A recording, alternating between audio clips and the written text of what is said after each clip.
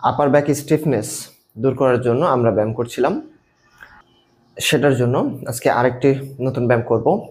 এইভাবে প্রথমে বাম হাত সোজা, ডান হাত বাম হাতের কোণের নিচ দিয়ে এভাবে আসবে, হাতটাকে এভাবে ঘুরে নেব, এই এভাবে।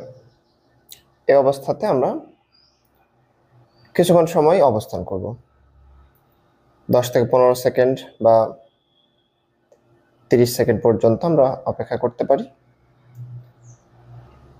এটা করলে আমাদের পিছনের এই রিজিয়নের যে মাসলগুলো রয়েছে সেখানের জন্য হেল্প হবে। আমরা এক হাতে করার পরে এবার অন্য হাতে করব। প্রথমে আমরা কি করেছিলাম, বাম হাত সোজা রেখে ডান হাত নিচ দিয়ে গিয়েছিল।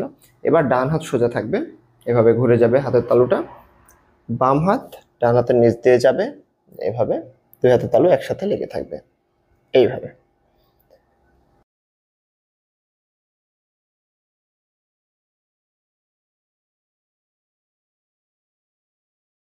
আমরা ডান হাতে যত সেকেন্ড করব বাম হাতেও ঠিক সমান পরিমাণ করার চেষ্টা করব।